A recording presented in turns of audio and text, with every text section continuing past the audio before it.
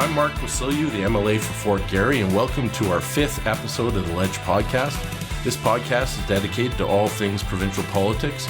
We have a great lineup today on the pod. We're talking Wab Kinew's bail reform plan. It's another hot topic at the Ledge, and the PCs have been talking about this issue almost daily. We'll get into it with my take on the Kinew bail reform plan and whether it's working. We're also joined this week by Chris Vanderhoof, the president of the Manitoba Crown Attorneys Association, Ben Wickstrom, a frontline bail crown. And we also have an interview with Chris Gamby from the Criminal Defense Lawyers Association of Manitoba to get their response. So lots to cover.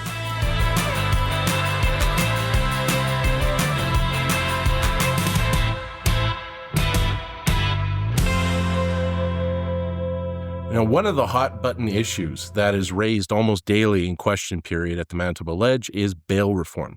Now, I'm a criminal defense lawyer. I've been practicing for over 25 years and have been to every corner of this province doing that kind of work.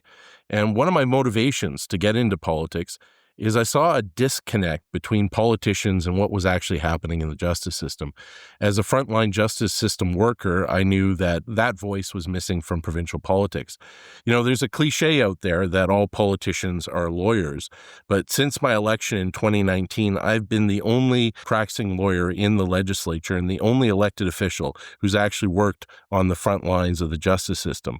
The justice minister, after justice minister we've had for quite some time in Manitoba, have no legal training, no experience in the justice system, and quite frankly, we've seen no understanding about how our system works and what the problems are. And as a result, our justice system has been neglected for years, and that affects public safety.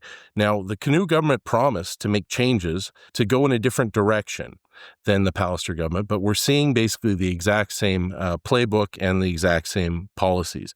And it's no surprise that things are getting worse under Wab Kinew. There's been no answers and no ideas about how to keep people safe. Now, there's a dark side to these policies. Not only do they not keep people safe, Manitobans are very much harmed by them, and I'll get into that a little bit later. So let's start. I want to set the table about bail reform and Manitoba politics. To win government in Manitoba, you have to win the outer suburbs. It's a circle around Winnipeg. It's about 7 to 10 seats that determine who the government is. And the target voter, the person that actually decides whether you're going to have a PC or NDP government in Manitoba, is a 42-year-old mother of two from one of the outer ring suburbs of Winnipeg. And those voters care about a couple things. They care about healthcare, and that's why the NDP will always talk about that. But they also care about public safety and order, and that's always been the PC strong suit. So in an election, you see the NDP strategy is to talk about healthcare, and the PC strategy is to talk about crime and disorder. And both are trying to appeal to that same demographic because they need to win over those people to win the election. Now, what Wab Kinew did in 2023 was very innovative. In fact, there's a political logic to it.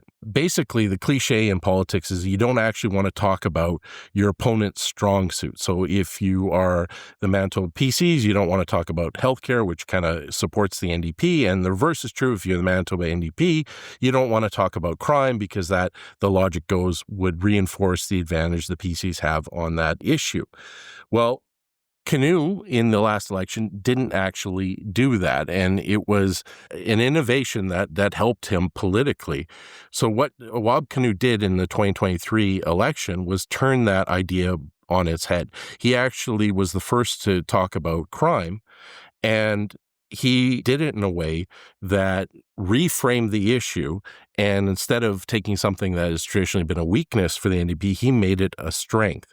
So if you address your opponent's strong issue, attack it, and make it a point of weakness, you basically flip the script on them, and that essentially happened. And where you saw evidence of this was Wab Kinew gave an important speech at the Mennonite University just prior to the formal start of the election. He essentially was talking about his criminal past. He wanted to diffuse that issue and show that he wasn't running from it and take some steam out of the political ads.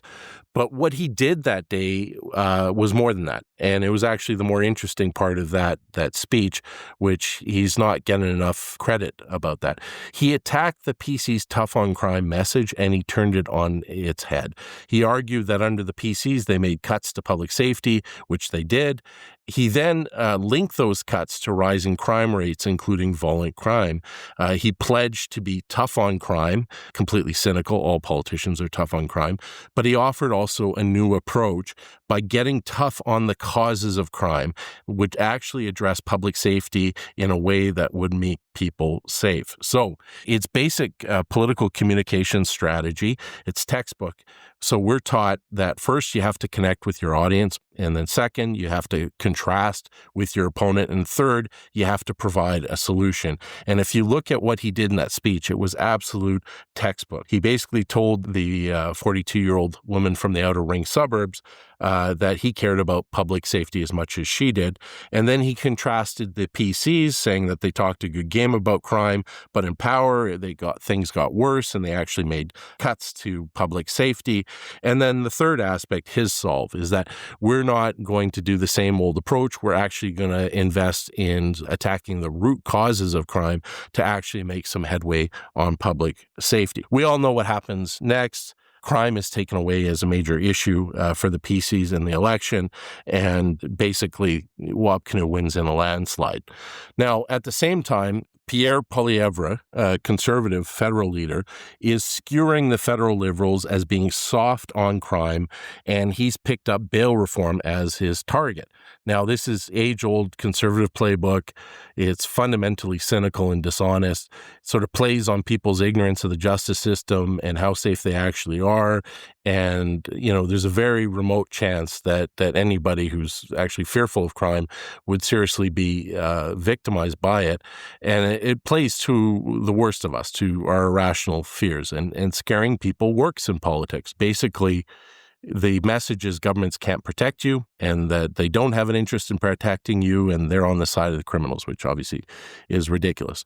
No government is soft on criminals, and every government thinks that they're tough on crime, but it's just good storytelling, even if it's dishonest. So you can stand up in the Ledge or the House and you can exploit the pain of victims of crime at a press conference by standing next to them, and you can elevate their tragic story. You can use it to condemn the entire justice system, even if it's a complete aberration, a unique set of tragic circumstances that would never be replicated. So it's an approach that treats Manitobans with contempt because it basically insults their intelligence, and it demeans the people who work in the justice system. And most tragically, where it has a really serious detrimental effect, is that it delegitimizes the justice system. You have politicians, people who are in authority, who basically are telling you that you're not safe, that your government can't keep you safe, and that your government doesn't want to keep you safe, and that the people who are employed to keep you safe, judges, crowns, and people in the system, they're hapless or disinterested, and they're not concerned about public safety. Now, that causes long-term damage because people stop trusting the system. And if you don't trust the system doesn't work. It wears people out. And they don't want to call the police. They don't want to trust the courts to solve issues, and because they've been told that it doesn't work. So our system cannot work if Manitobans and Canadians don't trust it. Government has a choice. Opposition is going to be coming for you with rhetoric. It's often irresponsible and dangerous. And you have a choice. You can either fight these sort of propaganda, or you can appease it. And by fighting it, you have to call it out. Manitobans basically are being manipulated, that this is sort of the politics of fear and exploitation of victims for political gain. And those that traffic in this kind of like Trump-like populism have no solutions, and they can't keep people safe. And Kinew used this tactic during the election. But now in government, that's gone. Now in government, it's the second choice. It's the appeasement and basically the sort of agreement by the Kinew government that the courts are broken and that they can't keep people safe. And they basically adopted a conservative narrative And they've gone back on everything they said during the election, and they've adopted the PC message on crime and being on tough on crime, and basically are arguing for more jails, more cops, and to lock people up longer. Now, we've been doing that for generations, for years, and we know it doesn't work. It's been well studied, and we know that just more jail, more police, longer sentences doesn't work. The United States is a far less safe country than Canada, and they do all those things much more than we do in Canada. And you see some of the least punitive countries in the world tend to also be the safest.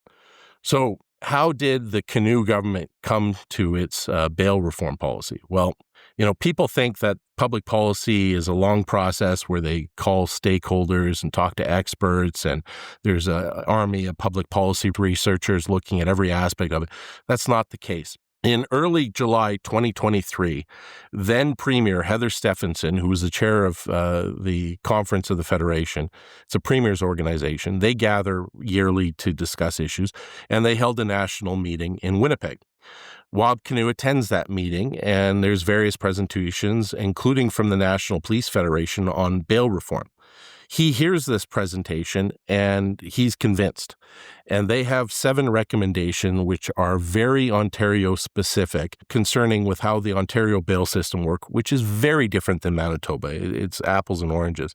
So he comes back to caucus and he announces without any consultation or discussion that the Manitoba NDP is now adopting the National Police Federation recommendation and now becomes official policy. He didn't speak to any Crown attorneys or defense lawyers, Indigenous organizations, legal aid, John Howard Society, Elizabeth Fry, and it doesn't even appear he discussed this with Manitoba justice officials. And there certainly wasn't any discussion with the NDP caucus. And I'm somebody who's been a frontline justice worker for 25 years. They didn't even bother to ask me what I thought of all this. And there was no research done, no evidence was cited. Basically, our policy in Manitoba changed because the then opposition leader listens to a half-hour presentation at a conference, and that now becomes policy for the province of Manitoba.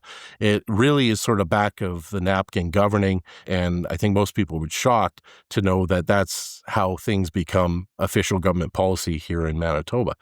So now the Kinew government is in power. They release a 5-point plan for repeat offenders. In releasing that plan, the premier says this, and I quote, "The concern is if somebody does get picked up off the street, often the next day, maybe even later that same day, those same people cause problems in our communities, are back at it again, and that causes Manitobans to lose confidence in their government's ability to keep them safe," close quote.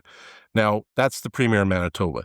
He has told you that his government can't keep you safe, that the justice system is broken and not working, and by extension, that the people in it seem powerless to stop this from happening. He doubles down on myths. And again, there's no evidence for fraud. None of this is accurate.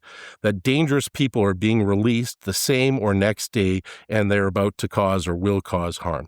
And of course, only the Premier can save us, and he's here to protect Manitobans, and then he unrolls his bail reform plan. The message is clear. Be afraid. Be very afraid. Your government is telling you they can't protect you. Afraid of what? They can't say. Afraid of who? They don't say either. But their basic message is to be afraid. So here's Wab Kinew's solution. The first major plank of his bail reform policy was to give Crown attorneys what he called more tools for considering the potential impact of victims and the community, especially intimate partner violence or chronic offenders. Essentially, the Premier said that they need to start taking the risk to the community into account in their bail decisions. Now, that's an incredible statement to make because he's basically saying the Crowns aren't doing their job and they're not considering public safety when they make their decisions. The reaction from Crown attorneys was swift and immediate. They described that comment as insulting, and anybody who works in the justice system knows you don't need to order Crown attorneys to do their job, and obviously they take public safety into account. They're professionals. That's what they do. There's already policies in place that would instruct them to do that, but I don't think you need a policy to tell them that they have to try to keep dangerous people off the street. So at the end, it becomes an empty statement. It It isn't actually a policy, and it's just political grandstanding.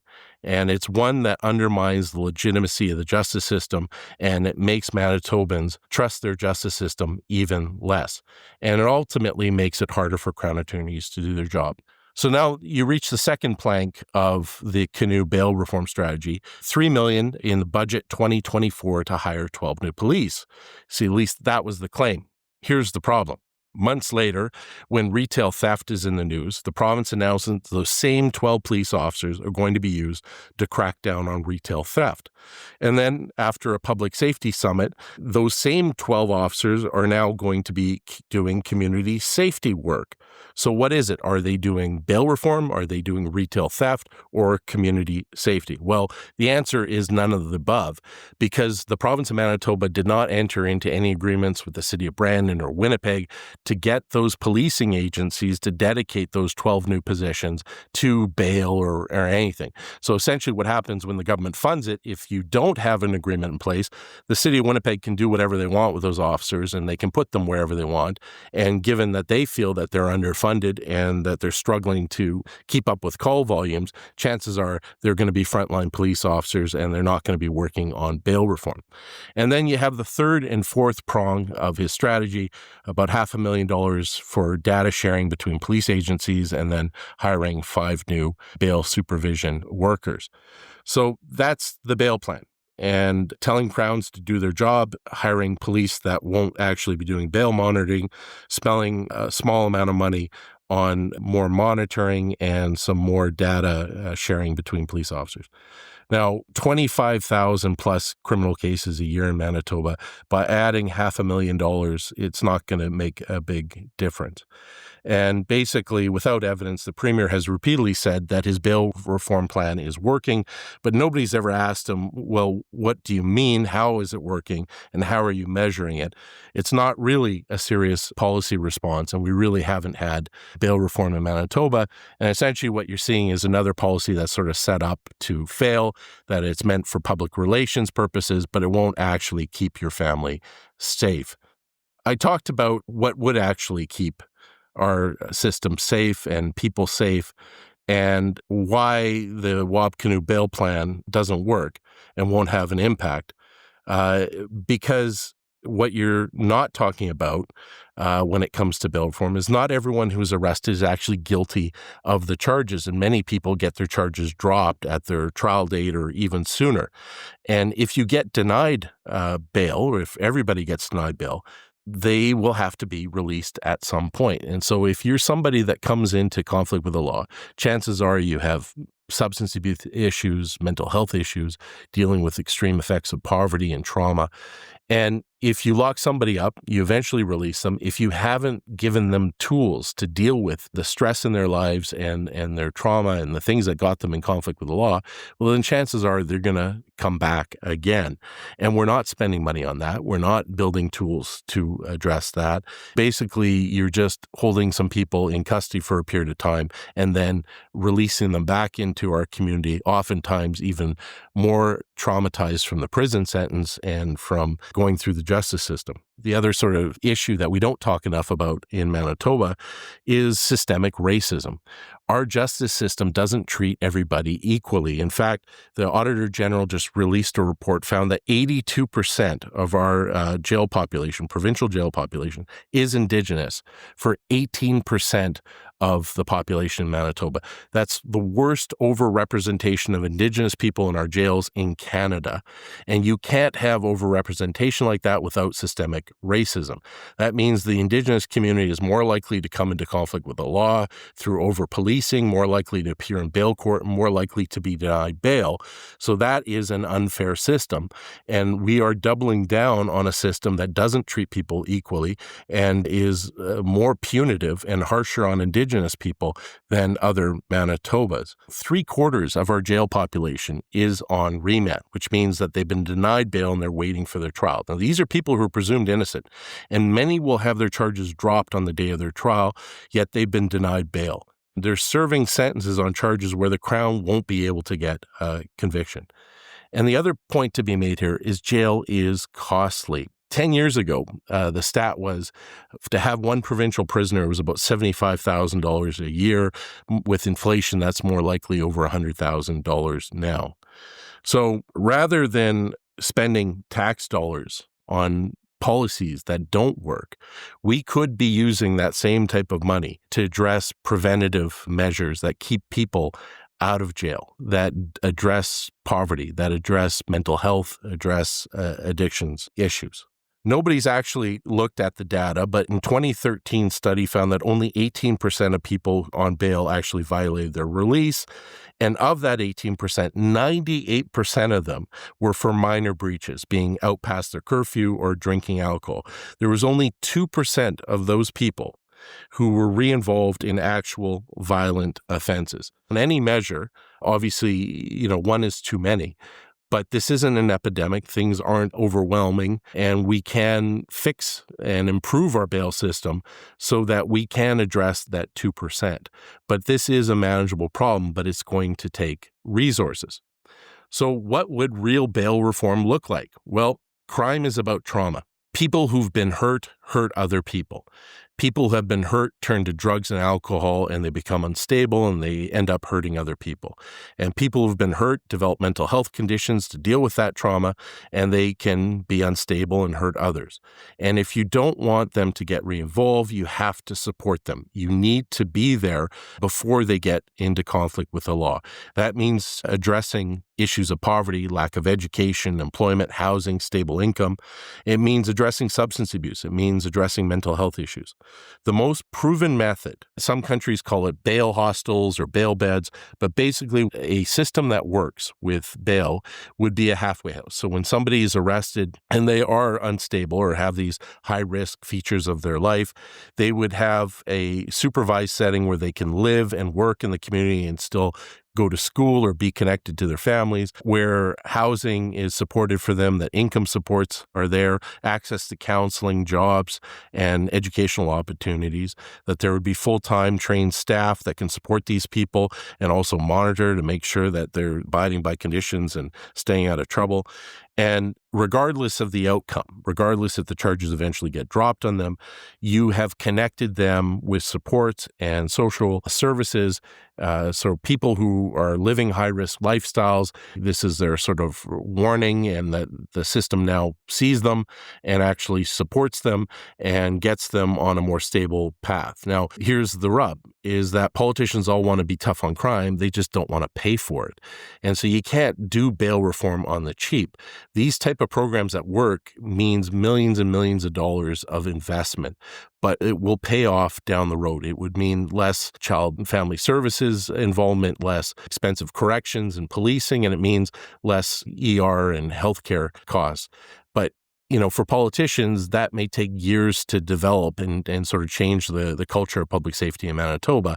And most premiers wouldn't get that credit. So it doesn't seem to be a popular idea, even though we know it works. So what do we have? We have a cynical bail reform plan here in Manitoba that has no chance of making people safe. We have politicians not only grandstanding, but they're actually undermining the legitimacy of the justice system and blaming Crown attorneys for basically failures in policies. And we have a bail system that disproportionately incarcerates Indigenous Manitobans at shockingly high rates, which is expensive and actually is ineffective in rehabilitating people and keeping them safe. So the latest tactic from the province is to now blame the federal government for bail reform failure. Of course, the federal government is in charge of criminal law, but bail is also a constitutional right. And that law constrains, by the Charter of Rights and the Supreme Court decisions, what a government can do. So most bail policy is provincial, though. It's about bail enforcement. And the province can't escape responsibility here because they're the ones in charge of the court system, and they're in charge of monitoring people who get arrested and are out of custody on bail. So the federal government can't help other than providing funding, and so it is the province's responsibility. So if you hear provincial politicians blaming the federal government when it comes to bail reform, that's a dodge. That's them deflecting. That's them lacking leadership and accountability and basically saying that they don't have any solution. What isn't getting addressed in Manitoba and where we have underfunding in the justice system, well, that means we need more judges, more crowns, more funding for legal aid, and more courts, none of which Kinew has said he would do or pay for. Basically, it is very cheap and easy to grandstand on bail reform, but none of this keeps Manitobans safe.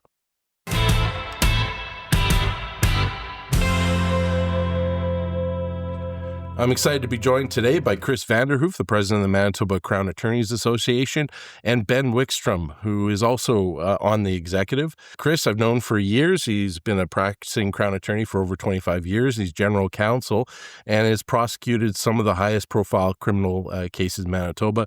Ben is an up-and-coming Crown attorney, spends a lot of time in bail court, so we have lots to hear from them before. Bail reform is a hot topic at the Manitoba Legislature, and I just want to introduce this piece by going through Kinew's bail plan. He announced a year ago a bail reform plan, which included one, change to the Crown policy to have Crown attorneys to consider, and I quote, risk to public safety in making their bail decisions. I'm very curious on your guys' take on that.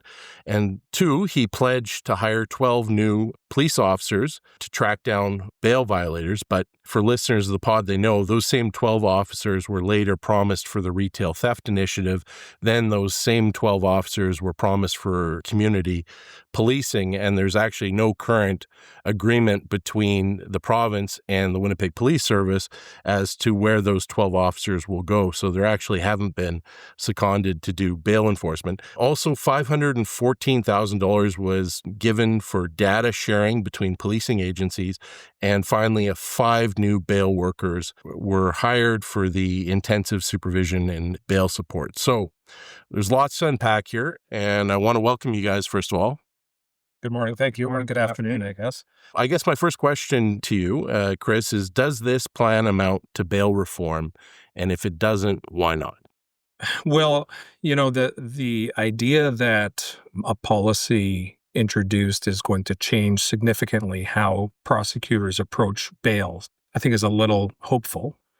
The bail plan or the bail policy that was introduced really just enshrined what we were already doing. So to the extent that it was an announcement, it was announcing something that is essentially cost-free and imposing a policy. But I can tell you that the considerations of public safety and release are always the paramount considerations in any bail application. So it's not new. It didn't significantly change anything. So that kind of introduction of a policy into the Crown's office, we already had policy on bail. We already had the Crown Attorney's Code of Conduct. We already have the criminal code that sets out what are the reasons that you can oppose bail and what are the reasons judges can use to deny bail. And we have the Supreme Court of Canada's rulings on that subject. So the policy, from MACA's perspective, didn't really change much of anything. It's a piece of paper. So Ben Wickstrom, you are in bail court. We've had this policy for a year. What, if any, changes have you seen in bail court? I think for us, it's the same kind of judgment that we've always used in terms of the grounds to oppose bail. So there's obviously the 3 grounds that you go through when considering whether to release someone or not. And certainly the risk to the public is the secondary ground in that list in the code. And certainly that policy more or less reiterates that ground. And then certainly there's some reference in that policy as well to what we would call the tertiary ground, which is ensuring that the public maintains confidence in the system. Again, that's something we've always considered as long as I've been a practicing lawyer. That and just good common sense, I think, is a big part of how you make those determinations. When someone's going back to a domestic violence victim over and over again, common sense tells you that you have to be careful about releasing them. Yeah, so I spoke to the criminal defense lawyers of Manitoba on this issue, and they say after a year, they actually haven't seen any noticeable differences in bail court. Things have pretty much gone along as they always have. And I want to take your take on it, Ben. Would you agree with that, or have you seen differences or changes? I think it's fair to say from a MACA perspective, the policy is consistent with what the criminal code and case law directed us to do before the policy was implemented. So I I don't know that there's been a substantial change in the decisions we're making because the policy from last year is what we did already. Well, and I want to get into that because when the Premier came out and announced this policy, he basically said that the Crowns were not taking the risk to public into account in their bail decisions. And I'm going to quote the Premier here. He says, "It seems like something that should have been happening all along, but we're now going to introduce that as the standard." So I know that some of the reaction, the anonymous reaction from Crown attorneys at the time was they actually felt insulted by that comment. And I guess I want your take on it. I don't know if you feel comfortable weighing in on that, but you've already said that we were doing this before. We didn't need direction from the province to do this. I'm more concerned about the administration of justice because when you have the Premier coming out and basically blaming Crown attorneys, saying that they're not doing their job, they're not taking public safety, into consideration, how does that affect the system? How does that affect the legitimacy of how you do your work and whether you're appreciated and how the public views what you do? Chris? Well, anytime somebody starts by saying it seems like, you have to wonder what their information is or what their motivation is in saying that. Because if anybody had been sitting repeatedly in bail courts watching contested bail applications, they would hear the submissions our Crowns make on a daily basis. And to suggest that we weren't already taking that into account, it can be upsetting for our members to suggest we weren't doing our jobs properly because, of course, in assessing whether to release somebody on bail by consent or to oppose their bail, those things had to be considered on a day-to-day basis, on a file-to-file basis. We look at every case that comes in. We have to review all of them. So from a membership perspective, when our members hear that Premier is saying that we aren't doing something that we were already supposed to be doing, so they have to introduce this policy, it's not particularly good for morale. It's not particularly good in the sense that people feel like they're questioning the justice system or the service that we're providing. We're the Manitoba Prosecution Service. We provide a service to the public. And in doing that, our members take it seriously. So, anytime something like that happens where there's a suggestion we haven't been doing our job, it can be difficult for our members. And that's why MACA came out some time ago. We commented on it. We're prepared to speak to that and to explain that, we do all of these things, that our members take a very hard line on bails. Not only bails, we do bail reviews, as you know. So sometimes when people get out that we think should not have gotten out, we can appeal that to the higher court. That happens on a regular basis. And we take those decisions seriously. We don't just bail review every decision we disagree with, but there are certain cases where we do. Our membership knows that. They know what we do. People who've worked in the Crown's office for a long time and even relatively new people who work in our training development unit are learning bails. They know these things. So to hear that the government perhaps is of the view that we aren't doing that, it was a little bit difficult for our membership. A lot of people spoke to MACA. A lot of people approached us. They were upset. But we always have to be careful that we don't get swayed by political pressure, that we do our job ethically, soundly, and within the confines of what our code of conduct requires of us, what the Law Society requires of us. We aren't going to be motivated by one side or the other or a politician saying a particular thing is what you now must do. You have standards that we have to uphold. Yeah, no, I appreciate you guys have to sort of stay above sort of petty politics and because you are providing an independent service to the province of Manitoba. So Ben, I'll put this on you. You have a difficult case in bail court. There's victims' families, people, troubling facts, horrible situation. Do you have to explain yourself to victims' families? Do you have to explain the process to them? What's your role as a Crown attorney when you are faced with a tough case, but all the law and everything points to you have to release that individual? Well, I think at the end of the day, we're in those types of situations governed by what's called the Victim Bill of Rights, and we have a duty and a responsibility, and it's just common sense, I think, to inform the direct victims or the families of victims what's happening and why we're making that decision, whatever that decision is. And sometimes we make decisions that are not necessarily the one that a victim or a victim's family might prefer, and we're candid with them. That's our job to do that, and that's the role we've taken on as Crown attorneys, and certainly it's a very solemn one. Well, I imagine that's a tough part of the job, is that having to explain why somebody who's alleged to do something horrible is getting bail. Certainly, it can be difficult to explain those decisions, but it's our job to do that. All right. Now, Chris, were the Crown attorneys consulted on the Premier's bail strategy? Well, I can only speak to MACA's experience and line Crown attorneys, and from that level, no. To the extent that our management team was advised that it was coming, I can't speak to that. MACA certainly wasn't consulted, and individual members who do bails weren't consulted. This sort of, from our perspective, came as an announcement from the minister's office, not through other channels. So that was the first we heard of it. We hadn't heard of it from our management, so if they knew about that, it wasn't something that was shared with us in advance, no.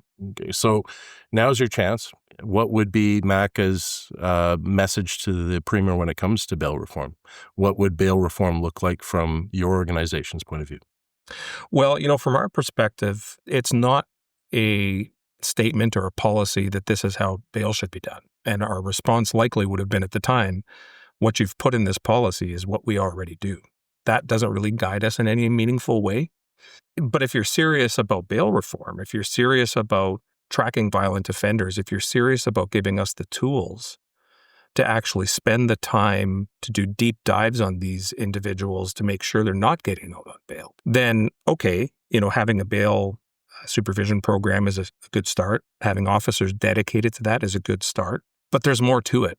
If you look at what recently happened in Ontario, the Attorney General there made an announcement and came up with a concrete plan and said, we're going to create bail teams. We're going to bring in some of our more senior people to lead these teams and not just triage bails, but we're actually going to be able to do deep dives on offenders who are applying for bail and who have previously been involved in the system. And as you know, that's not how bail hearings always go in Manitoba. They can be quite brief. You get summaries of a couple of previous involvements, maybe, and the current charge, and a bail plan. If we're going to go further and really clamp down on repeat offenders and violent offenders, then you need a different plan, but you need resources. So when the Ontario government announced that first in April of 2024, they created 190 new positions in the justice system. So it wasn't just Crowns. That included clerical staff, that included judges, it included new justices of the peace who hear bails in Ontario. So that's a little bit different. But they created positions to actually fund doing this. And more recently, the Ontario announcement in May of 2025 was sort of a follow-up on that. They said, we're creating these teams, we're hiring more prosecutors, because if we're going to do more arrests of people on bail and we're going to clamp down, somebody's got to conduct those bail hearings. They added 17 new judges just the other day in Ontario, recognizing the problem that they have in the capacity issue. And that's certainly something we've seen here too. Since the pandemic, year to year, there was sort of a 15% or more increase in files coming into the Manitoba Prosecution Service. The expectation was post-pandemic, when things settle down, that'll probably return to the norm. It hasn't. In fact, it's gone up. It's going the other way. And in So there are more arrests, there's more people showing up in bail court. There's more charges, there's more arrests. That means the court has to process more information. The court has to deal with, needs more clerks to do that. And not that I'm shilling for judges here or anything, but I think since I started in 1999, they've added 3 judicial positions in Manitoba. And yet our volume of files that are being dealt with has increased way more than 3 judges worth.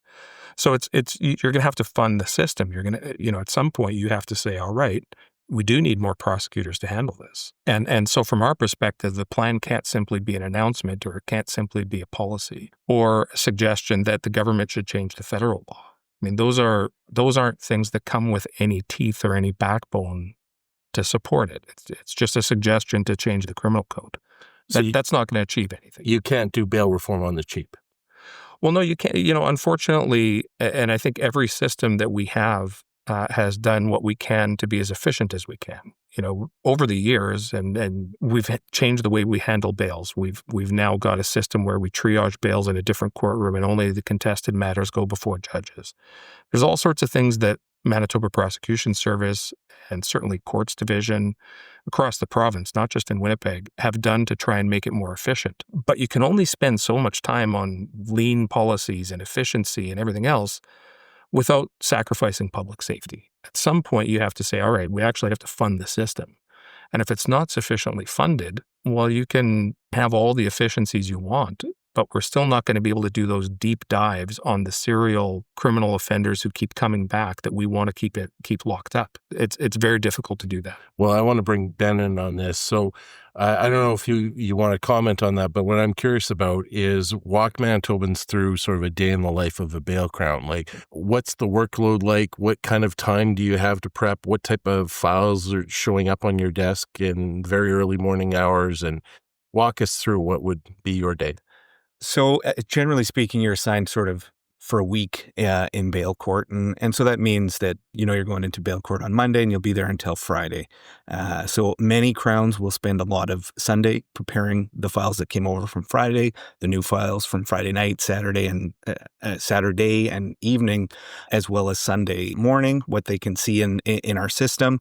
And then, of course, there'll be some surprises from Sunday night when they show up in court on Monday. And then they receive some bail plans from defense counsel in terms of convincing them to consent release some of those individuals. And then Yeah, so just so people can explain that. So basically somebody gets arrested, they get charges, and then oftentimes the defense lawyer will come to you and say, this person can live with this family relative, they can offer this much as a surety, and they can, do this, this, and this, and they provide you personal information, which may satisfy you that this person's gainfully employed or that they can manage their addictions or whatever. And based on the quality of the bail plan, that influences your decision.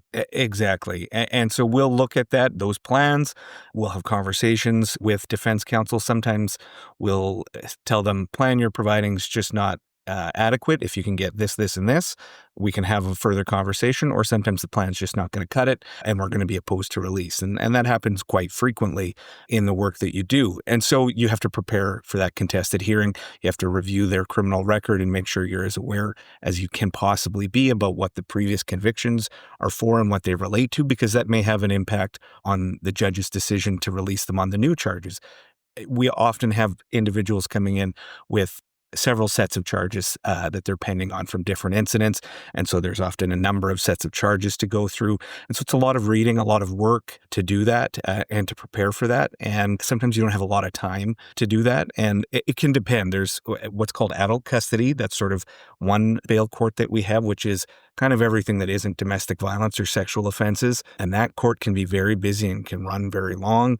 The sexual violence and family and domestic violence court tends to have a somewhat fewer number of cases going before it, but those ones are more involved. And so I'm in one of the domestic violence units that we have, and you're looking through records to look at contact breaches that may have been in the background in their past convictions, and trying to get information from victim services or the police about the current status of a number of aspects of the plan. And so that can take a lot of time to go through. And do you have that time? Generally speaking, what I'll say is I've been doing this long enough that I have a certain amount of comfort with the time that's allotted. It feels pretty pressured at certain points. I know more junior crowns and some people who just prepare differently than I do sometimes feel that they're really being piled on because a number of people, whether it's the court, the clerks, our support staff, defense counsel are asking them questions, and it's hard to fire off answers or to give answers in a quick fashion. So I think we run bail court in a very lean fashion in Manitoba, and I think we would be well served by changing that. I'll also recall. Well, I want to dig into that because Chris mentioned something about doing deep dives on sort of high risk individuals. What extra resources do you think you would need to do the level of preparation that you think absolutely has to happen but can't because of the volume that's coming in? Potentially more crowns assigned to bail court.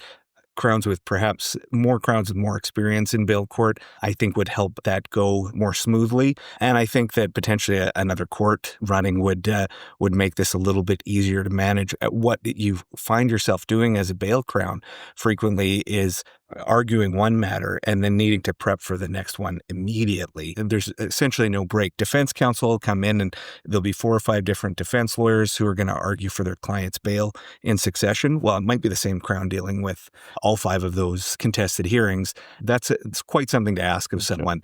And some people feel more comfortable doing it than others. And certainly there was a point in time, I think it was about 2 years ago, where we had consolidated down to one court because there was such a shortage of court clerks.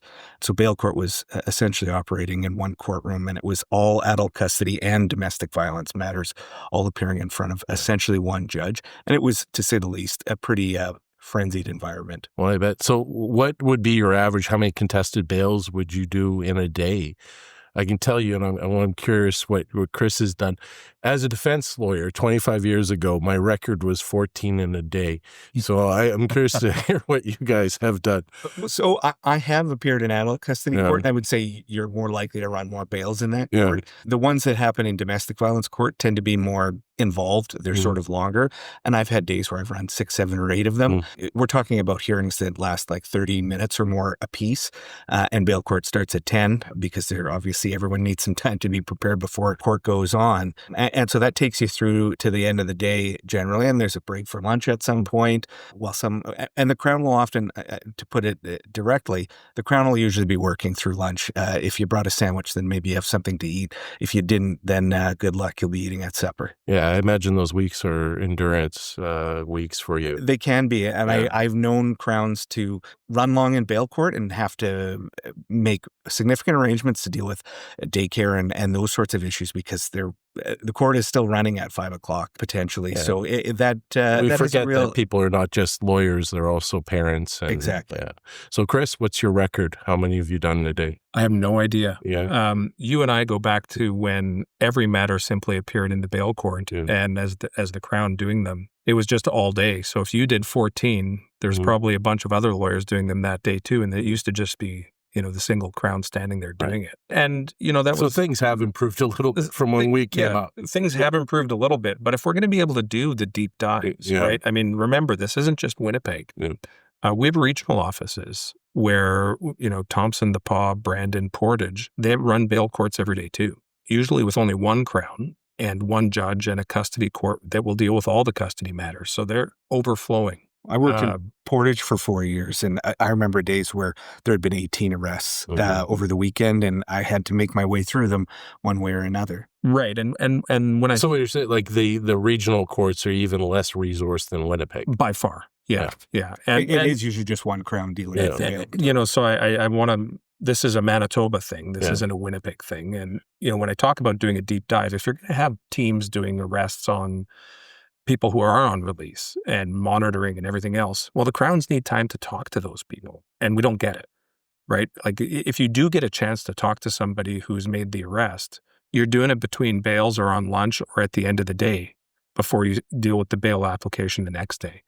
Similarly, if you have offenders who've been on probation or on a conditional sentence for a period of time, ideally you want to be able to have the time to call the probation officer and call the sentence supervisor to see what's been going on. There are many cases where people have been breached and warrants have issued, but that happened because there had been a pattern of behavior prior to that we need to know about. But the way we do bails isn't always conducive to making those inquiries. So we do what we can, right? You're often, in the middle of bail hearings and firing off an email while defense makes their submission because there's a guy doing 2 bails from now that you need an answer on. And you may or may not be able to get it. Yeah. Well, so that's the sort of frenzied environment we do it in, right? And there's a theme here, and we've had this discussion before, that the justice system is under-resourced. And you hear a lot from politicians saying that this government had recently hired 35 Crown attorneys. Yeah. And I know you have some strong feelings about that. So I'm curious, what's your response when you know that the courts and the Crown's office is not well-resourced, and to Ben's point, the regions are even worse off. And you hear politicians say, but yeah, we hired 35 Crown attorneys. Is there 35 new Crown attorneys working? So I want to be careful about that, because when we hear these announcements, and we've heard some of it as well when we've been fairly vocal about the workload issue, where the government has said we've hired 30 new people or 35 or whatever the number is. Those aren't new positions. What they're doing is filling positions that are vacant, or we still have vacancies. So we're not at full complement. So even with those hirings, we're certainly not above what would be our complete full complement in the Crown's office in Manitoba Prosecution Service. And again, it's even worse in the regions. It's worse in the regions, and there's a lot of turnover. Right. We have people who have left regional offices because of the volume to go work elsewhere. We have people who go to other jurisdictions because of the volume of work. So when we're hiring new people because we have vacancies. This government, thus far, has created no new Crown positions. The new Crown positions that were created under the last government still have never been completely filled because of the amount of turnover, whether it's retirements. We have some fairly senior people retiring now. We just had 2 people appointed. So there's a constant level of turnover that we can't really even keep up with filling the vacancies. So when they say we've hired new people, that is true. But that may include, we just hired a number of new articling students who finished articling. Well, okay, that's great. And we seriously value. But it'll take them 5 years to get up. And those people are tremendous assets to the prosecution service, but there's a learning curve. So we're not hiring 35 people with criminal law experience. A lot of times we're hiring people that are brand new. We're coming from other areas, so it takes them time to you can't give them a murder case. Well, you could. It might not be the best idea. Right. Well, but no, you shouldn't. You shouldn't. And in fairness to prosecutions, they wouldn't. No, because they understand that you need certain experiences for certain cases. That's right. So would you say that there is a retention problem when it comes to Manitoba Crowns? Yes. We've had a retention problem for a long time, and we've argued that in various arbitrations before the government, and the usual position they've taken, including this government in the most recent arbitration, is that you don't have a retention problem because, it's just normal attrition. We don't agree with that. We think that when a Crown works here for 5 or 6 years and gains valuable experience and is capable of handling more serious matters, they look around the country and they go to Calgary. Yeah. We had one go to Calgary who looked at the pay and benefits there and said, well, why would I stay in Manitoba? We had one go to BC recently. It's often the case that when we hire people in our northern offices, they're coming from other jurisdictions. They get really valuable experience in Manitoba and they go back. Well, I'll give you an anecdote. I had a case up in Thompson. It took 18 months to complete. I went through 6 different Crown attorneys. Right. And every time I emailed the Crown attorney, it was a dead letter because they had left for Calgary. And that was an incredibly frustrating experience because I had to start over with every single new Crown. Yeah, and that's not ideal. I mean, on either side, right? I mean, everybody's duplicating work. Everybody's spinning their wheels on the same file when it would be better if one person could see it to the end. For all parties concerned, the accused, counsel, and the Crown. So, but we do have a turnover issue because people do leave. They aren't incentivized to stay here. And our salary scales, even at the top end, don't incentivize people to stay when they can retire. So people will leave at the earliest opportunity, for example, when, they've got lots of experience and we might like them to stay for a period of time. We have no program that allows senior Crown attorneys to retire and then come back part-time like they do in other jurisdictions. So there's lots of things that could be done, but those things come with costs. Right. Now, Ben, one of the issues that you've been raising in the media is the mental health of frontline Crown attorneys and PTSD. And you had done, your organization did a survey, and I was quite frankly shocked by those numbers. And I wonder if you can talk about that a bit. Oh, I think even Crown attorneys, were surprised by some of the numbers because the message from that survey was pretty stark. I think it's fair to say that... Well, what was the survey? What were the results? Off the top of your head. I don't have that handy here, but certainly there was a high degree of people who met this sort of criteria for potentially having PTSD, anxiety disorders, and issues with depression. There was a number that actually were suicidal. There was a number that had indicated that in the previous 12 months they had contemplated suicide. It's very alarming to see that kind of result in a survey like that, and certainly there's no question that when you sign up to be a prosecutor in particular, you're going to be dealing with some tough stuff. And people sign up to work in that area because they want to make a difference when it comes to those kinds of things. They want to hold people to account for violent crimes or terrible sexual offenses or all kinds of other offenses that we deal with. So there's no question that we understand that our job is going to be difficult. But part of the issue that I think arises in circumstances like this, where you end up with people having mental health problems, is the sheer volume and the lack of sort of a respite from doing that work. It takes a toll on people, and there's a cumulative effect. And Crown attorneys are people who work really hard and want to do as good a job as they can every time. And if they feel they're not doing that, that takes a toll on them too. Right. Well, like Chris, you prosecute some of the most high-profile, notorious cases in Manitoba, for like front page news, headline, banner cases. So really disturbing cases. How, as an individual, do you bring that home? Like, how does that affect you? I'm perfectly fine, Mark. Okay.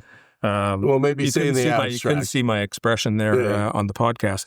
I think what I would say, I don't really want to personalize it too much. I will say there has been more emphasis in the Manitoba Prosecution Service on wellness.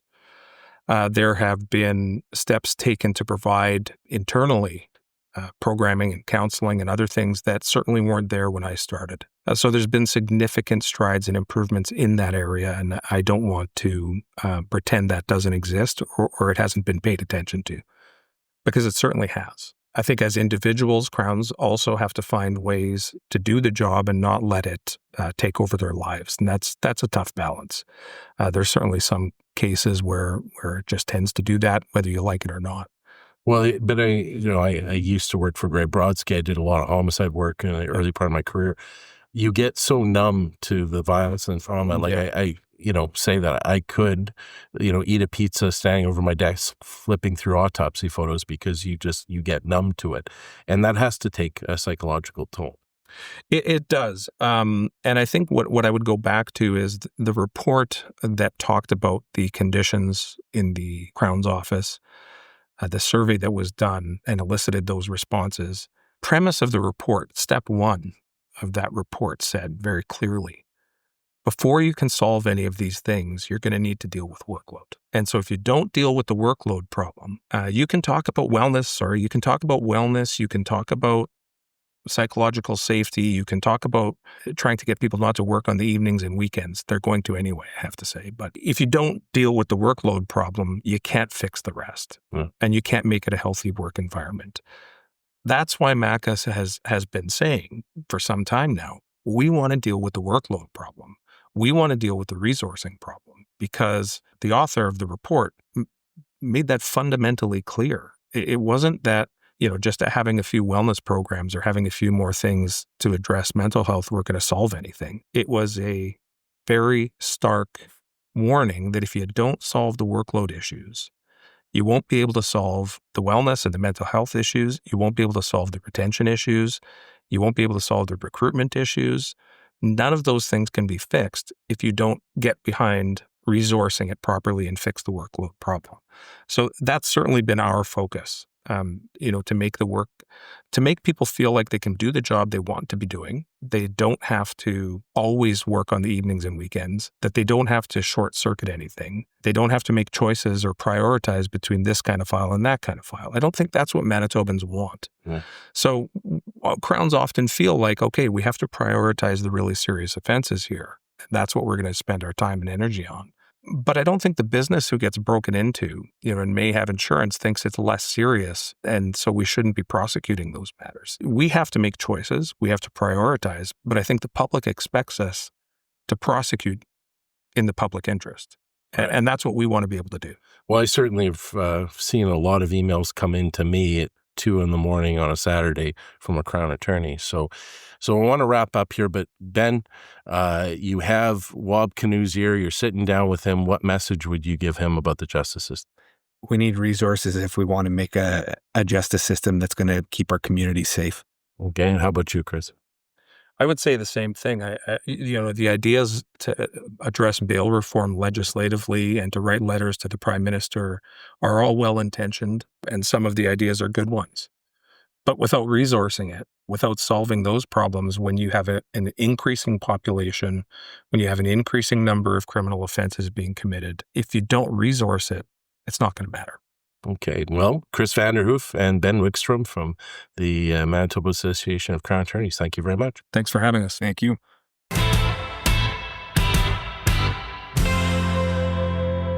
I want to welcome Chris Gamby from the Criminal Defense Lawyers Association of Manitoba, and we're talking about bail reform, and this time from a defense lawyer's point of view.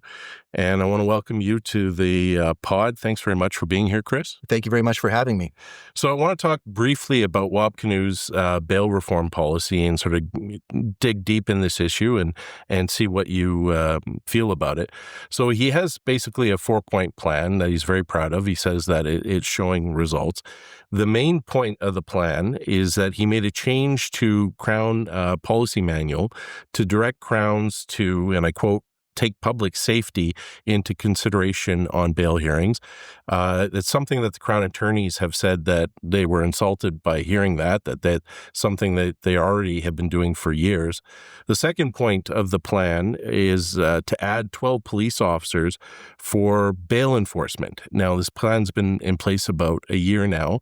Those same police officers have been re-announced in a number of political announcements. Those 12 officers were said to be working on retail theft strategy, and then those same 12 officers were going to be involved in community policing. Bottom line is there's no agreements between the province of Manitoba and the city of Winnipeg to direct those 12 officers to bail enforcement. So I don't think anything is new there. And then the third prong of the plan was to give $500,000 to the police to improve data sharing between policing agencies, and finally 5 new bail enforcement workers. So I want to start with this is, your membership and you practicing criminal law. Have you noticed anything dramatically different or any big changes in bail and bail court in the past year? I wouldn't say so. I am not in bail court every day. Obviously, this is a conversation that we've had many times in the last little while. There have been announcements at all levels of government about bail reform. I know that the new Liberal government ran on a platform where they were going to make some changes to it. Previous provincial government, as well as this government, have also suggested that there should be changes made to the law, aside from some of these policy or I would say ground level changes that this government has made. So, I've canvassed it with our membership, and I don't think anybody's really noticing anything that's dramatically different. One thing that the government has done that I think is probably a good thing is bring back the ankle monitoring program. That just gives council as well as the courts an additional tool to use to sort of ensure public safety in appropriate cases where maybe that's something that can be used to restrain or otherwise control an accused who is on release. That being said, I think it's important for your listeners to understand sort of how bail happens, right? I mean, if you've got a client or an accused person that's arrested, could be anything, could be intimate partner violence, drug trafficking, impaired driving, any of these types of offenses. Usually, the police will have jurisdiction to release someone. And they're required by law to release somebody at the earliest opportunity. So usually they may release someone with a summons or an appearance notice to attend court on a specific date. There may be an undertaking that's attached to that's specific conditions that are designed to protect parties that may be involved with the case. It could be witnesses, could be alleged victims. It may be that there are other conditions that are included on that to more broadly protect the public. For example, a no weapons clause. Failing the police releasing somebody, either they don't think it's a good idea or it's not within their jurisdiction. It may be a circumstance also where the Crown Attorney gets involved. They may then make a decision to release somebody on a release order in front of one of our justices who appear sort of overnight sometimes, and they may have some of the same considerations and concerns and impose some of the same conditions. It really is only where that overnight release fails that someone ends up in bail court and they're going to be properly represented fully by counsel who are now advised of what it is that they're accused of, and there's a further discussion about it. And real bail planning takes place where maybe we're looking at addresses of residence. Maybe we're looking at what conditions might be appropriate. Maybe we're looking at sureties, the imposition of the ankle monitoring program that I previously mentioned, or there may be a negotiation that happens with a Crown Attorney. Failing that is when it's actually going to get in front of a judge for a contested hearing. Okay, so I want to explore that. So there's basically almost 4 layers of decision makers. So the first layer is the police. The police will make a call whether or not to release you, right? Yes. Then it goes to a Crown Attorney who's on call, who reviews the file, and they can make a decision to release you as well. That's correct, yeah. And if they don't, then it goes to a bail court with a bail crown, and they can make a decision to release you at that stage. They can. And then if all fails, you can sort of put your case before a judge, and then a 4th layer of decision-making, a judge can then decide. That's right, yes. Okay, so there's actual 4 different layers, 4 different decision-makers that potentially can release you. Right. So now, from watching media and listening to the news, there's an impression out there that you have these lenient judges that just release anybody, and that these violent criminals come back breaching their bail and get re-involved. Is that perception accurate? Like, what's actually happening? I mean, I think it's important to take a step back and just actually consider what the bail system is in the first place. I mean, really what it is, it's about making a risk assessment. If you've got, 2 individuals, we'll call them Albert and Bob, A and B, to make it easy. Albert is a first offender with no prior criminal history. He's become involved in something that, on the face of it, looks like it's pretty heinous. Bob, likewise, same exact set of facts. The difference is he's got a lengthy criminal history. Bob might not get the same benefit of the doubt in front of a judge or at any of those other stages that we just talked about by the decision maker. It's about risk management. There is no perfect system. There is no way to determine whether Albert or Bob are ever going to become re-involved again, whether on bail or otherwise. This isn't a movie. It's not Minority Report. There's no reading people's minds or divining the future. It's about risk management. And what defense lawyers, and in particular Crown attorneys, try to do is impose just conditions that are in some way there's a nexus with what actually occurred in the alleged case. So, for example, if you get into a drunken bar fight, you get released with a condition that maybe you shouldn't be drinking. Yeah. Or definitely don't go back to that bar, at the very least. These are the kind of things that Crown attorneys and judges will consider when they make a decision to release somebody. Bail is a right. It's guaranteed by the charter. We have a right to reasonable bail. Judges, Crown attorneys, defense lawyers all take that seriously. And I think the thing that people need to understand is that anybody can make an allegation. You could be accused of anything by anybody at any time. And that's pretty scary to think about, but it's true. There was a story very recently of that individual out in Portage la Prairie who, I think he was charged or his name was released mistakenly in relation to this child sex thing that occurred. His home was vandalized. People wrote some choice words on the side of his home. I don't remember if he was assaulted or not, but he definitely had some pretty serious fear. And that was a mistake. The RCMP pretty quickly retracted that. And if he was charged, they were stayed almost immediately because they made an error in who they charged. If a mistake like that can happen, just understand that if you're going to deny people bail without giving them a reasonable opportunity to apply for it, that can have some pretty dramatic effects on somebody. Being incarcerated is no joke. It is not something that we should take for granted. If you're going to put someone behind bars, if that person is employed, They're now not. If that person has to look after family members, whether, let's say, it's someone very elderly, maybe it's someone who's disabled that relies on them, or just like anybody else, children, that caregiver is now out of the picture. This isn't something that we can just decide to do because somebody made an allegation. And I don't want to downplay this.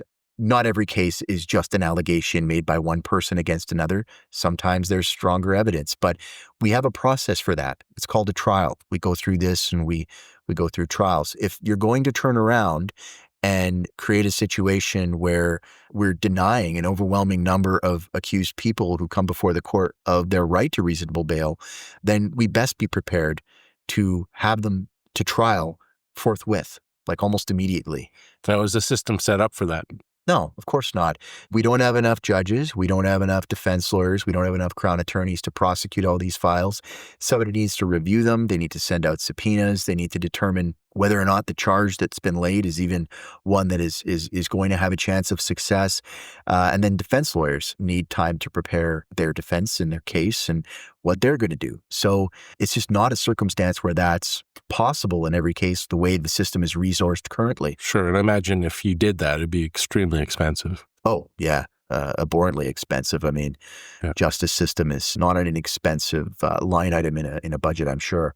So what type of breaches, when somebody sort of gets re-involved with crime, is there patterns there? What do sort of most people get recharged with? Well, one of the major moves I think that's happened in the law in the last few years is that the Supreme Court of Canada, in cases such as Antic and Zora and these other cases, have come back and said, look, be careful what conditions we're imposing on people. We don't want to create a situation where we've got a ton of these sort of administrative charges. So a great example would be an abstain clause.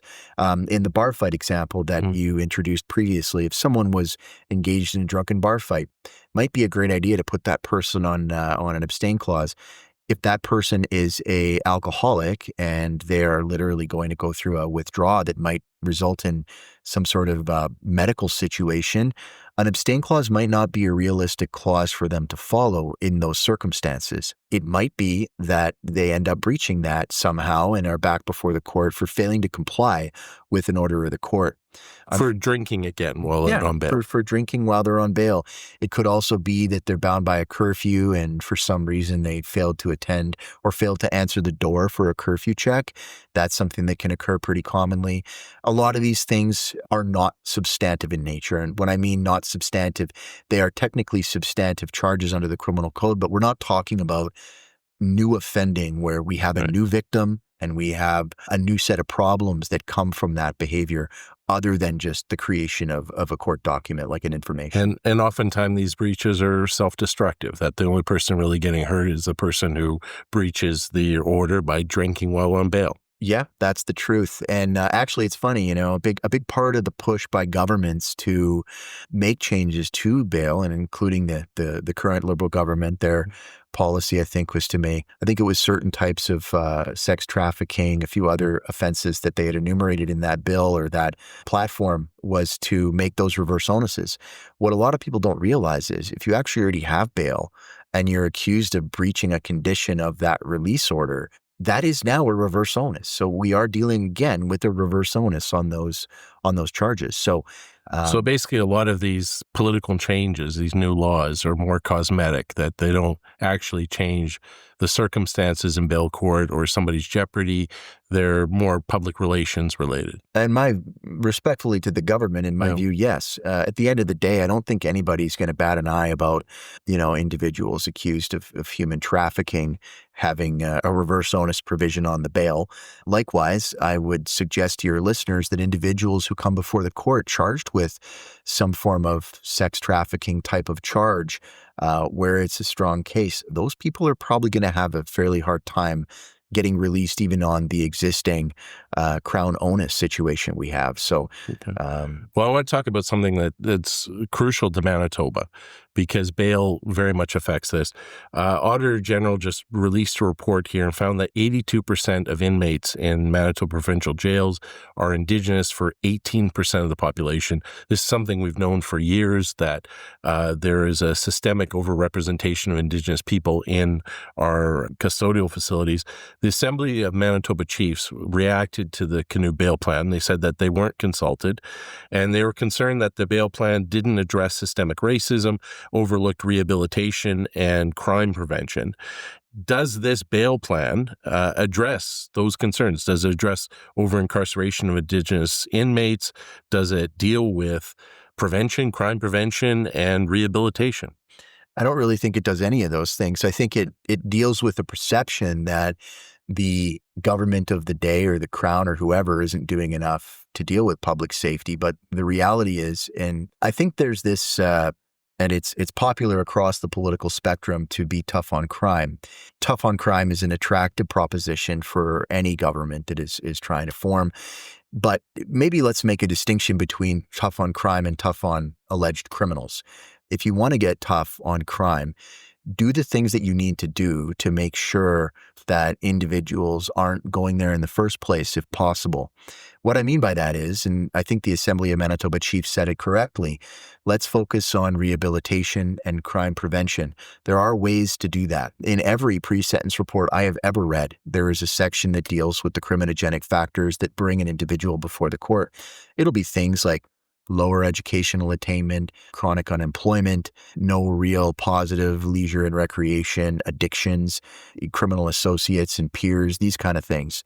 There's ways to address this without necessarily putting people in jail. And the best way to do that might be before they ever commit an offense. I've had too many individuals that I've represented who have come to me, and I will always make the suggestion that they do whatever they can to rehabilitate at every stage of the proceeding if there is a desire to do it, and if it's pretty clear that's something that they need to do. The issue then becomes, well, where do they go? What do we do? Do we go down to Main Street Project to do a detox? To do that, you need a medical clearance form, which means you need to go to a doctor. You might need a Manitoba health card to do that. You might need ID. You can see what I mean. There's a number of barriers sometimes before someone can even get there. After your detox, where are you going to go? You could go to Behavioral Health Foundation. You could go to an AFM program. But really, I think what they need is some form of wraparound supports where people are having a bunch of unmet needs met until they're stable enough that they can go about their business and ideally become tax-paying members of the public. That's the other side of this that I find fascinating. There's always a cost to everything that we do. But one thing to me that is missed is that if you can take someone who maybe has been for many years a chronic offender, and at the end of the program that person has engaged in, they are now gainfully employed and paying taxes, that is a massive win to our outlook in this province. You know, we need to build a critical mass of people who are moving in that direction, not the direction we're going in. It certainly reminds me of the expression that hurt people, that people who are suffering from addictions, mental health, trauma, are the ones that are lashing out. And basically it's a cry for help when they get, in conflict with the law. And until you address the pain that they're suffering, which is the reason why they're lashing out, they are unstable and potentially could harm others. And I think if I hear you right, you're saying that we got to deal with that. And until we deal with that, you're not going to have public safety. Yeah. And I mean, to be honest, I think part of that perspective comes from 10 plus years of working closely with these people. And when you're working with someone on a complicated case and you get to know them, you sort of understand how they make decisions or don't, how it is that they approach situations. You begin to see patterns. And those patterns are some of the things that you just mentioned. There might be a history of mental illness in the family, trauma, abuse in their backgrounds, these kind of things. And it is important for us to recognize that and to maybe start looking at addressing those challenges. We can keep doing the same thing we're doing and keep experiencing the same problems, or maybe it's time to change it and look at it from a different perspective. Okay, so you have the Assembly of Manitoba chief saying that while Kinew didn't sort of consult them with his bail plan, the Crown attorneys in Manitoba say that they weren't consulted for his bail plan. Were the criminal defense lawyers of Manitoba consulted by the Kinew government in relation to coming up with his bail plan? Well, no, our association certainly was not at any point. Okay, so I'm going to give you that opportunity now. So if the government knocks on your door tomorrow and say, hey, we listen to the podcast, you got a lot of important things to say, some insights, what would your message be to the government? What do we have to do to have real bail reform in Manitoba, real sort of preventative policies in place that keep Manitobans safe? Well, I mean, I think some things that we need to do is expand access to some of these programs. So the Behavioral Health Foundation, Teen Challenge, Elizabeth Fry Society, John Howard, Moorburg House through Street Links, which I'm part of. These are programs that have been very effective at reducing recidivism.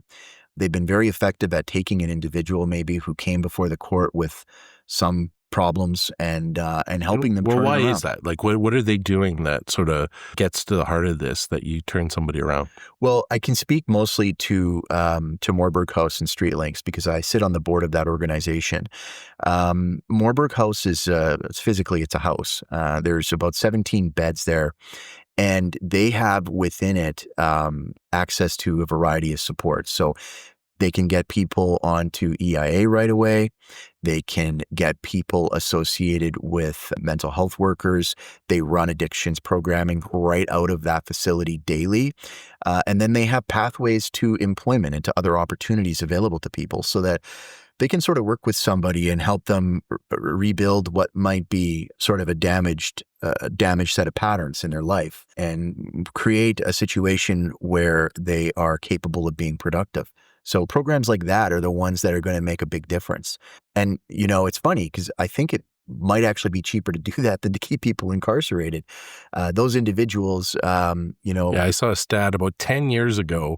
It was about $76,000 per year to keep somebody in a provincial jail facility. I imagine 10 years later, it's over 100,000. I don't have those numbers, but I would like to know. Maybe you can pull some strings and find out for us what the current deal is. So can you do public safety on the cheap? I don't think there's a good way to do it. I think the way that you do it, though, is sort of the vision that I tried to express earlier. Just understand it's case by case. Any individual that comes before the court, and there's tons of other programs. I mean, there's drug treatment court, mental health court, or other government-run programs that are actually right in the court. These are also excellent programs that help people kind of stabilize and do what they need to do to live more productive lives. It's case by case. Like, look, the ultimate reality is there's going to be a percentage of the individuals that come before the court who probably don't want any part of that for whatever reason. Fine. That's fine. The justice system is still going to deal with those people. The point I'm trying to make is just that there are other ways necessarily to address what the underlying issues are. And I don't believe that we're availing ourselves of every possible means of doing those things. So now, if you sort of take the tough on crime approach that politicians are espousing, and I've never met a politician who wasn't tough on crime for all stripes, they seem to forget the idea that at some point you got to release that person. Yeah. I mean, ultimately, you can lock someone up for shop theft. I mean, in the last couple of years, I remember seeing a raft of these thefts at the Manitoba liquor stores, and some of them were pretty brazen. Obviously, the MLCC spent a lot of money changing the layout of the stores to make that nearly impossible. But those people, some of them were given relatively stiff sentences after, this repeat behavior. The reality is that they're going to get out of jail sometime. And I mean, unless you're given a life sentence and, you have to apply for parole, you will have a release date in every case. The question is that what are we going to do between then and now? And like I said, I mean, if you think about the cost associated with keeping somebody incarcerated, what if they weren't? What if they were contributing to the economy, paying taxes and living their lives? This is the thing we should think about. This idea that someone who's accused or even someone who's convicted is other and not part of our society is I don't know where it got popularized, but that person is going to be coming back out at some point and will become part of our society again. It would be in our interest if there's a way to try to help that person live and be successful within our society. So if they're denied bail and they're just waiting for their trial date, which they may or may not get convicted. In fact, many people show up on their trial date and the charges are dropped on their trial date and they get released. And they've just been sitting in remand for months. Are they getting better? Are the issues that got them into jail the first place getting addressed? Well, in some cases, there are a couple programs in provincial institutions that are doing good work. Winding River is one, and it's sort of, I guess, sister program. Walking Bear at the Women's Correctional Center is a very good program. I have had individuals go through each of those and have found it makes a big change for them. And, hopefully they can be successful when they're out of custody. So there is some work that can happen. I think the bulk of that work, though, really needs to happen when someone is actually living real life, when they're out and about and they're not controlled, because ultimately it's going to be about the choices that they make when they're released that matter. Helping them within that context make correct choices is really probably going to be the thing that's going to make the biggest difference. Right. So if they're out in the community and they're still hanging around with the same gang friends and same people that they're doing drugs and alcohol with, they're not really changing their situation. Yeah, you said it, not me. I mean, that's exactly it, right? I mean, if you continue the same patterns, it's very likely, and the same behaviors, it's very likely you're going to end up at the same place. Right. And so if you provide supports and intervention and programs, I guess the idea is, and the lived experiences is you can break that cycle. Yeah, this is the direction that I would hope that our provincial and federal governments will go. The city in particular, I think, has kind of thrown their weight behind some of these programs where possible. But I think it's important that we look at this and start expanding these types of programs, because these are the things that are going to make a difference to this province. As it is, I mean, you said it, 82% of the population that's incarcerated now are Indigenous. That's a big problem. They're actually the fastest growing demographic in our province as well. We need to do something to help that population. I don't know that they can do it all themselves. We need to start putting things in place to help all Manitobans, and I hope that the government will do something like that in the future. So my last question, I'm going to hit you with something that see your reaction. As a politician and as a defense lawyer, I'm concerned about when politicians come out and say, we have an easy, quick fix on bail reform. And they throw something out there and they tell a victim's family that this is going to solve everything. And if you're in the justice system, it's not. You know that a lot of it's public relations. And I'm always, it breaks my heart for the families that are struggling, that are in pain, and they're basically having their pain exploited by politicians with false hope. I don't know if you feel comfortable about this, but what do you think about, it's not specifically the Kinew government, it's all governments that do this, that sort of make these grand gestures about bail reform and nothing really actually changes? I'm not a politician. You are. You understand the game that they have to play. And I think that what I just tried to explain to your listeners is a little bit more difficult to get across in a 30-second soundbite than, we're going to change bail and make it harder for bad guys to get out. Or, some 3-word, lock them up, chant. These are much more complicated ideas to get across.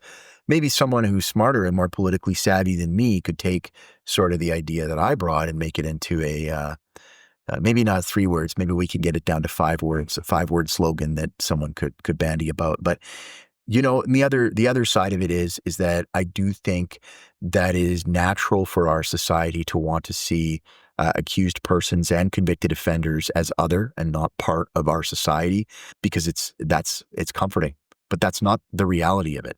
The reality of it is that, they could be your neighbor, right?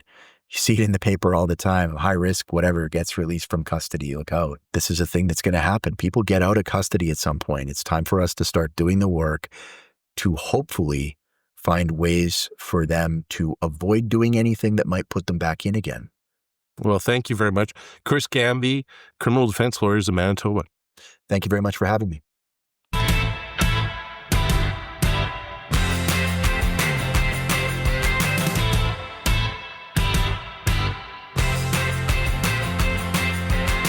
So So thank you for joining us for our fifth edition of The Ledge. I want to thank Chris Vanderhoof, Ben Wickstrom, and Chris Gamby for coming on the pod.